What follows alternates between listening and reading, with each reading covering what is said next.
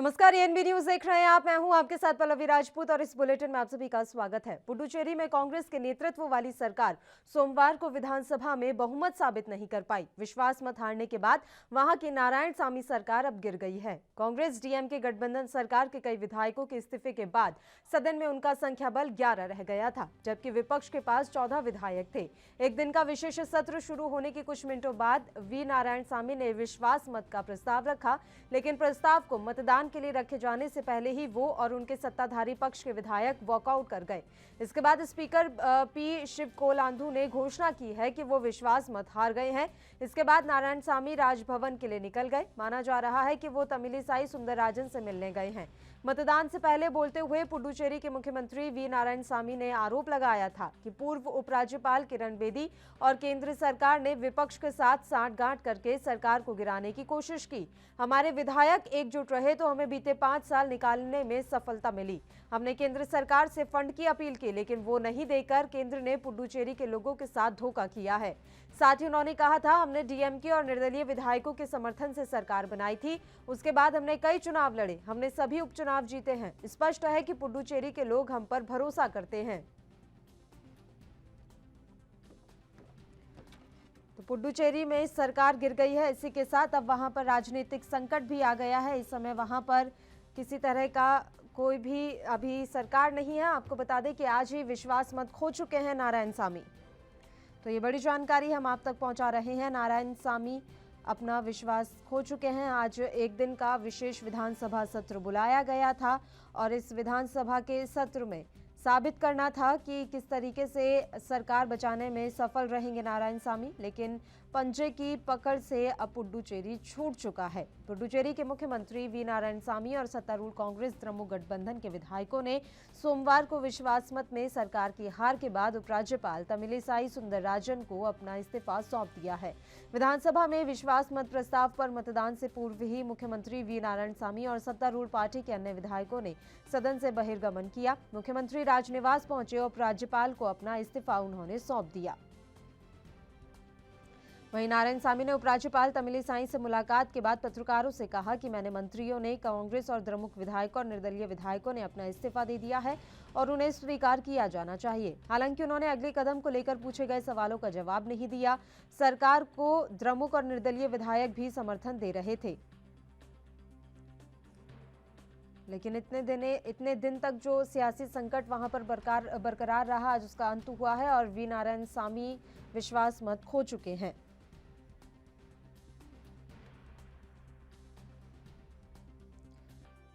इस्तीफा देने के बाद नारायणसामी ने कहा कि स्पीकर का फैसला गलत है। केंद्र में भाजपा सरकार, एनआर, कांग्रेस और एआईडीएमके 3 नामित सदस्यों द्वारा इस्तेमाल की गई मतदान शक्ति का उपयोग करके हमारी सरकार को भंग करने में सफल रहे हैं। यह लोकतंत्र की हत्या है। सीधा सीधा आरोप उन्होंने लगाया है केंद्र सरकार पर और कहा है कि केंद्र सरकार ने आज तक फंड भी नहीं दिया है और लगातार उनकी कोशिश रही कि वो सरकार को गिरा सके। और इसी कड़ी में ये बड़ी जानकारी हम आप तक पहुंचा रहे हैं।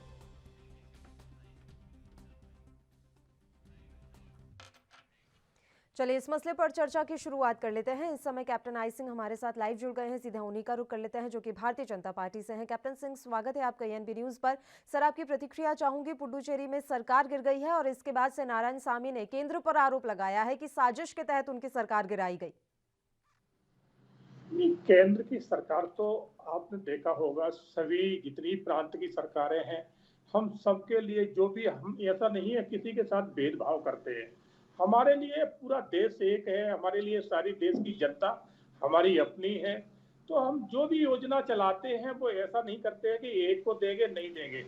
आज दिन तक जितनी भी केंद्र की करीबन 100 से ऊपर योजनाएं चल रही हैं, चाहे वो लाडली जल लक्ष्मी हो, चाहे उज्ज्वला योजना हो, हमने सबको दे रहे हैं। तो ये इनकी अपनी खुद कमजोरियां हैं कि ये ठीक से सरकार चला नहीं पा रहे हैं, वहां की जनता के हितों की रक्षा नहीं कर पा रहे हैं, जनता की जो है ना अनदेखी कर रहे हैं और सत्ता के उसमें इतने मदमस्त हो जाते हैं कि ये आम जनता को भूल जाते हैं। कांग्रेस के मुखिया राजनीति में इतने ज्यादा इन्वॉल्व हो चुके हैं कि किसको क्या कहते हैं उनको खुद को पता नहीं रहता।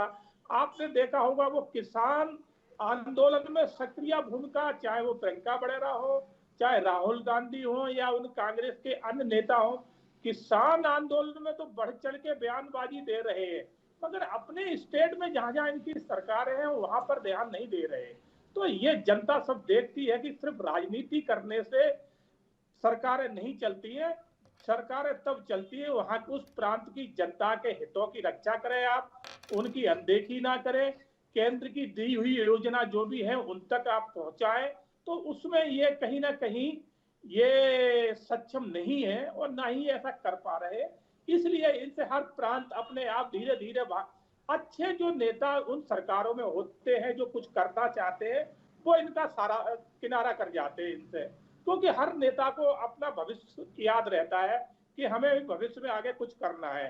मगर कांग्रेस की थोड़ी ऐसी बच चुकी है कि उन्होंने तो ये सोच लिया हमें कुछ नहीं करना है, सिर्फ विरोध करना है, विरोध की राजनीति करना है, चाहे फिर उसमें भले ही देश का अनहित हो जाए।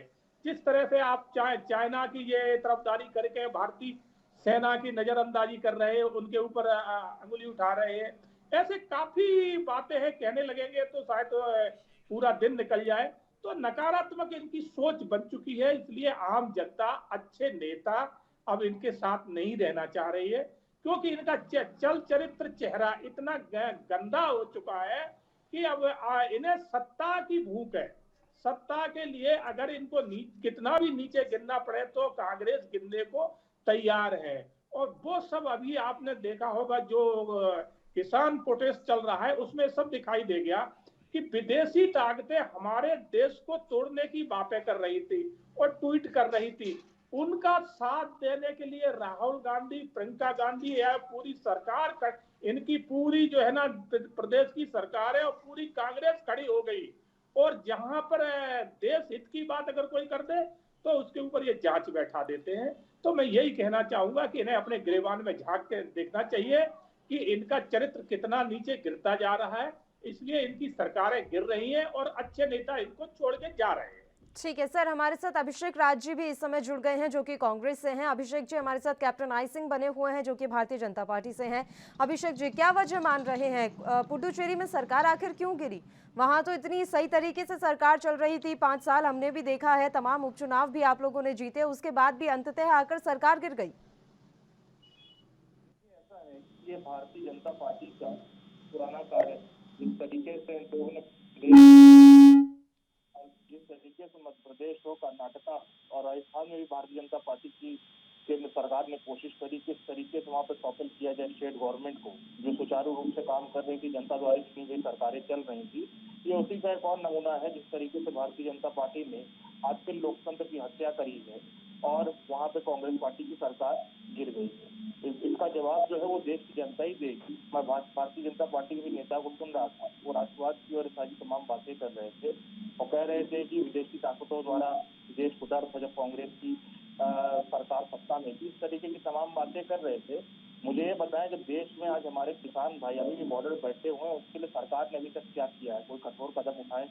क्या उनके पक्ष में कोई फैसला लिया गया है? इस तरीके की कोई प्रावधान लेकर आए जिससे उनका आंदोलन जो है बंद हो जाए? उन्हीं किसान भाइयों को जो हमारे अन्नदाता हैं सर, किसानों के बारे में बाद में बात कर लेंगे। अभिषेक जी, मुझे एक बात बताइए, कांग्रेस के विधायक ही हमेशा निशाने पर क्यों होते हैं? क्या कांग्रेस इतनी कमजोर हो गई है कि उनके विधायकों को आसानी से बीजेपी अपनी पार्टी में शामिल करवा लेती है? आप देखते हैं किस तरीके से भारतीय जनता पार्टी परप्लेंस देने काम करती है, पैसे से नहीं तो डरा के धमका के। किस तरीके से आज बंगाल में भी अभिषेक बनर्जी के यहाँ सीबीआई की रेड पड़वाने की भारतीय जनता पार्टी की सरकार ने, तो भारतीय जनता पार्टी के पुराने हथकंडे हैं गुंडागर्दी करके। इस तरीके से जहाँ भी लोकतांत्रिक प्रक्रिया से सरकार चुनी जाती है जनता द्वारा, वहाँ पे सरकार गिरा रहे हैं, कोई नई बात नहीं। आपने देखा था किस तरीके से मध्य प्रदेश में चलती हुई सरकार गिरवा दी, कर्नाटक में ही काम किया, राजस्थान में भी इस तरीके की कोशिश करी गई। तो ये देखिए, तो डराने की बात है भाई, विधायक उसको डराएंगे, धमकाएंगे, लालच देंगे, लोभ देंगे, तो इस तरीके की चीजें भारतीय जनता पार्टी करने में माहिर और इनको किसी भी तरीके की लोकतांत्रिक प्रक्रिया में भरोसा नहीं है और ये जो ठीकरा है वो छोड़ देंगे कांग्रेस के ऊपर। अभिषेक जी, कांग्रेस शासित राज्य ही क्यों? ये तो भारतीय जनता पार्टी के लोगों से पूछना चाहिए कि कांग्रेस शासित ही राज्य क्यों? कांग्रेस के ऊपर मान लेंगे कि उनके द्वारा सरकार गिराई जा रही है? बिल्कुल भारतीय जनता पार्टी का इसमें रोल है, कोई छुपा नहीं है किसी से। ये तो जग जाहिर है कि भारतीय जनता पार्टी का कार्य है, भारतीय जनता पार्टी इसमें माहिर है। इनके पास इस तरीके के इनके जो शीर्ष नेता है उसमें इन्होंने एक्सपर्टाइज हासिल कर रखी है। किस तरीके से चुनी हुई लोकतांत्रिक प्रक्रिया से बनाई गई सरकारों को गिराना है, वो लोग डेमोक्रेसी की हत्या करनी है, ये कोई नई बात नहीं। ठीक है कैप्टन सिंह, आपका रुख कर लेते हैं। सर, कांग्रेस शासित प्रदेश ही क्यों? और अभिषेक जी साफ तौर पर कह रहे हैं ये कोई नई बात नहीं है। कर्नाटक, मध्य प्रदेश, तमाम जगह पर आपने देखा इसी तरीके से बीजेपी ने किया है। चलती हुई सरकारें गिरा दी जाती हैं भारतीय जनता पार्टी की तरफ से।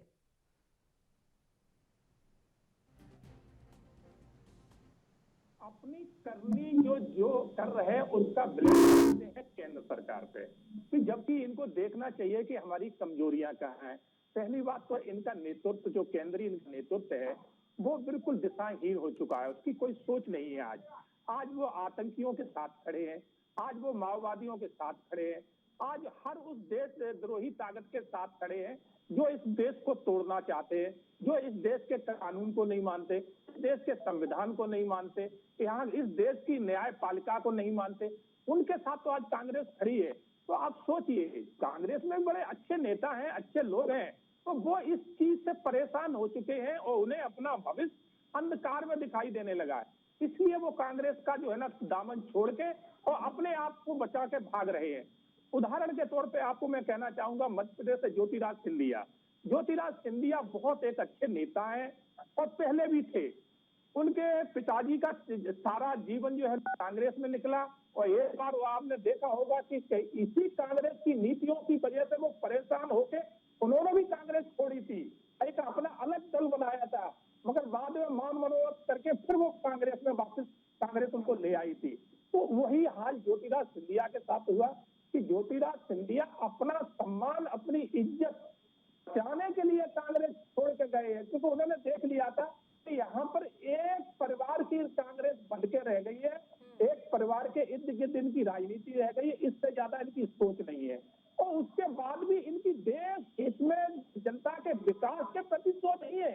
इनकी सोच ये बन गई है कि हम किस तरह से सत्ता हासिल करें, और सत्ता हासिल करने के लिए ये वो सब भूल जाते हैं जिसमें आम जनता के हित होते हैं, आम जनता के हित छिपे होते हैं, उनको सबको ये भूल जाते हैं। ये खड़े कहाँ होते हैं जाके जेएनयू में, जहाँ टुकड़े टुकड़े गैंग रहती है और नारे लगाती है कि भारत से टुकड़े होंगे इंशाअल्लाह, वहाँ राहुल गांधी उनके कंधे से कंधा मिला के खड़े होते हैं। कहीं भी इस तरह की घटनाएं जहाँ होती है वहां जाके ये कांग्रेस के जो शीर्ष नेता है, चाहे राहुल गांधी हो चाहे प्रियंका वडेरा हो, ये वहां खड़े होते हैं।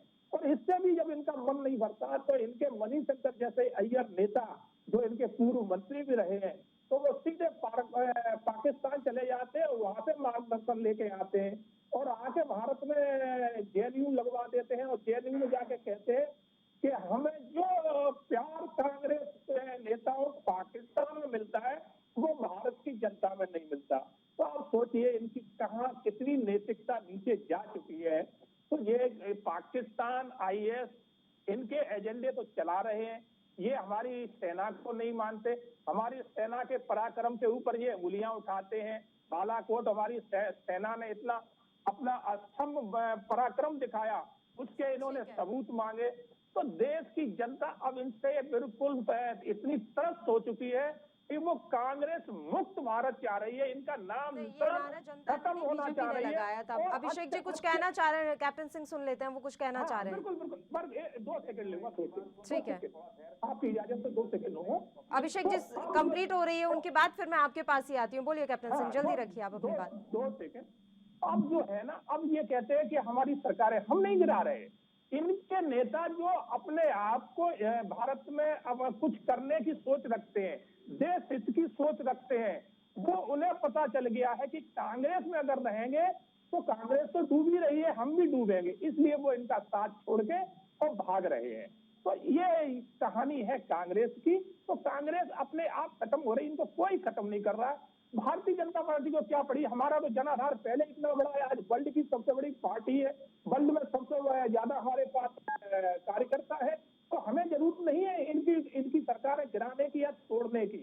उनके नेता अपना भविष्य हमारे यहाँ सुरक्षित चाह रहे हैं तो अपने आप आ रहे हैं, और हमारे यहाँ आ रहे हैं तो उनका स्वागत है, मोस्ट वेलकम है। बोलिए अभिषेक जी। देखिए ऐसा है, मैं इनकी बात सुन रहा था, ये जिस तरीके से कह रहे हैं कि कांग्रेस आतंकियों का, माओवादियों का, नक्सली का समर्थन कर रही, पहले तो ये बताएं कि आतंकी, माओवादी, नक्सली किसको कह रहे हैं। मैं समझ रहा हूँ कि किसान भाई जो वहाँ बॉर्डर बैठे हुए हैं, ये उन्हीं के बारे में बात कर रहे हैं, क्योंकि कांग्रेस पार्टी उनका पूर्णतः समर्थन करती है। भारतीय जनता पार्टी के नेताओं की जो बदजुबानी है इतनी ज्यादा बढ़ चुकी है कि जो देश का अन्नदाता है उनके लिए इस तरीके के डेरोगेटरी शब्दों का ही प्रयोग करते हैं। पहली चीज। दूसरी चीज, उन्होंने जेएनयू का जिक्र किया, टुकड़े टुकड़े गैंग का। कन्हैया कुमार के ऊपर आज तक क्यों नहीं चार्जशीट हो गई, क्यों नहीं वो जेल के पीछे उसको बंद कर रही है भारतीय जनता पार्टी की सरकार, इतने वर्ष हो गए हैं। फिर उन्होंने जिक्र किया मणिशंकर अय्यर का, वो पाकिस्तान चले गए तो नरेंद्र मोदी जी देश के प्रधानमंत्री होते हुए बिना बुलाए बिरयानी खाने वहां चले गए थे। उसके बाद क्या हुआ, तो देश की जनता ने देखा था, पठानकोट पे हमला होता है। उसके बाद हमारी देश की जो सरकार है, देशभक्त राष्ट्रवादी सरकार जो है, वो पाकिस्तानी एजेंसियों को बुलाती है वहां जांच करने के लिए। तो इससे बड़ा राष्ट्रवाद क्या हो सकता है भारतीय जनता पार्टी का।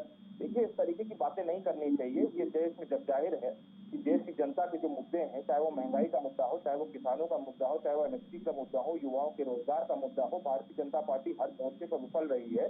केवल फर्जी राष्ट्रवाद की बातें करना और केवल देश की जनता को उसमें उलझा देने से काम नहीं चलेगा। आज देश की जनता जो है वो सड़क पर उतर के आ गई है। पश्चिमी उत्तर प्रदेश में इनके जो बड़े नेता हैं, संजीव बालियान जी आज गए थे वहाँ, अब पंचायतों के नेता से मिलने, तो उनको वहाँ रोक लिया गया, उनको वहाँ जाने नहीं दिया गया। इस तरह मनोहर लाल खट्टर कहीं जा नहीं पा रहे हरियाणा में।